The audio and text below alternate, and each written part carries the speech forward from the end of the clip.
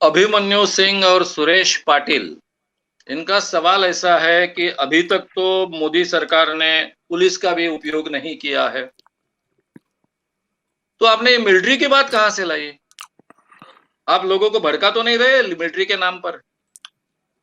भाई आप मुझे जानते नहीं है क्या? मैं कभी किसी को भड़काने का काम नहीं करता हूं। मैं बहुत अहिंसक व्यक्ति हूं, शांतता प्रिय व्यक्ति हूं। मेरे जीवन में मैं 38 सालों से अंधविश्वास के खिलाफ काम कर रहा हूं। मेरा आंदोलन बहुत ही वोलेटाइल होता है। मारपीट के अवसर रोज होते हैं।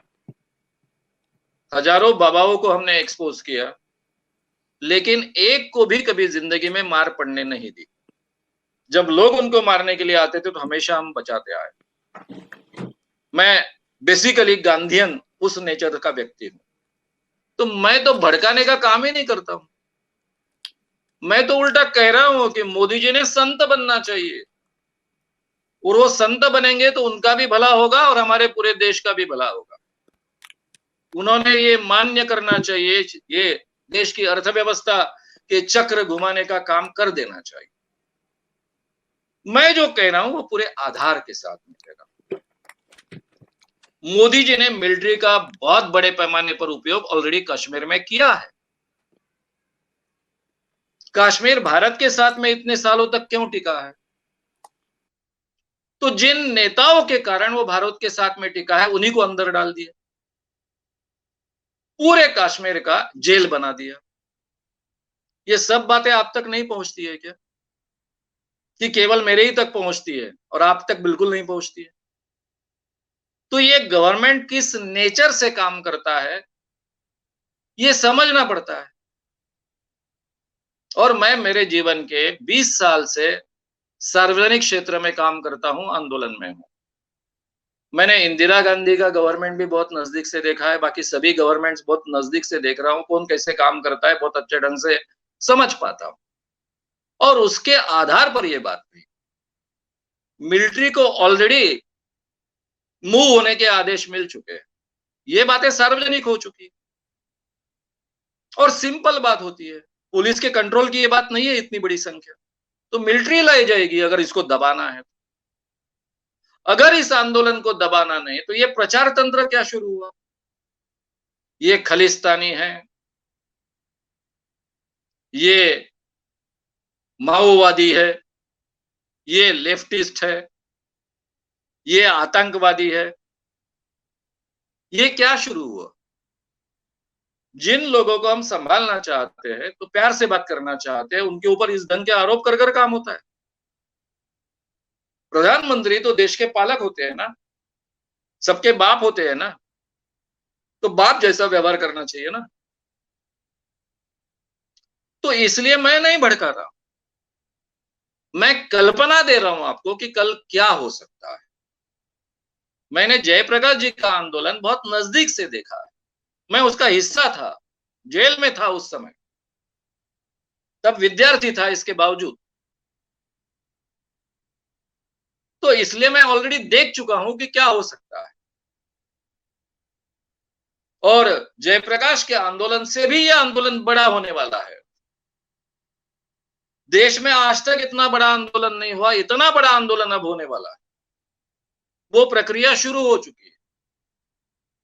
तो इसलिए आगे चलकर क्या हो सकता है, इसके लिए मैं आप सबको आगाह कर रहा हूं। और जो मोदी भक्ति में लीन है, उनके भी परे जो लोग हैं, उनको भी आगाह करने की कोशिश कर रहा हूं।